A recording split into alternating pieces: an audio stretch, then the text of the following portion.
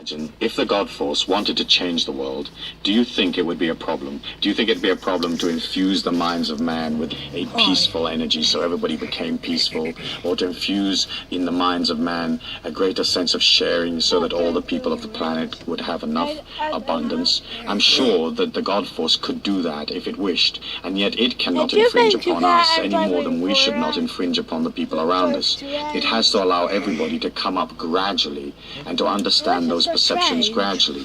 As you become more powerful and a stronger person, people are going to come around you. Your family members are going to want to know, hey, how come you're living a little bit of a different lifestyle? Or how come you've changed? Or how come you're looking smarter and your clothes look better and you're more groomed and it seems like you have more money and more travel and more fluidity?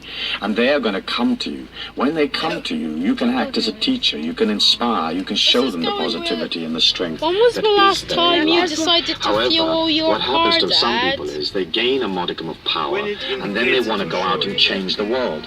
When you want to go out and change the world, what you're saying is the world isn't okay.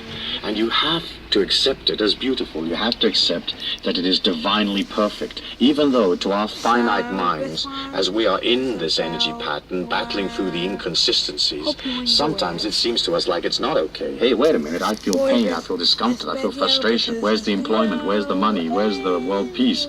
But in fact, when you look at it as an overview, if you could leave the planet and go up about 200 or 300 miles and look back at it, you can see that there is a gradual sense of improvement. You can look back to the 60s and see that, for example, the energy today in the 80s and as we move on into the 90s is much more powerful than it was in the 60s. And the 60s were more powerful than the 40s. And the 40s was a whole different era than the turn of the century. And so you can see that man is coming very, very quickly. I mean, almost like a train through the night in his evolution, but it will take time. And as you develop this power, your main function is to express it with this unconditional love to people, not imposing your opinion upon people, but just waiting for them to come along and ask you. If a person comes and asks you for information or for advice, give it to them as fairly and as equitably as you can.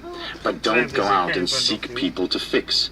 Don't go out into the society and say, I gotta fix this. This is terrible. I gotta fix it. You don't have to fix it. It is what it is, and it's coming up as time goes on. If we look through the Miracles book, we can see that in it there are one or two unusual concepts, or concepts that do not follow the average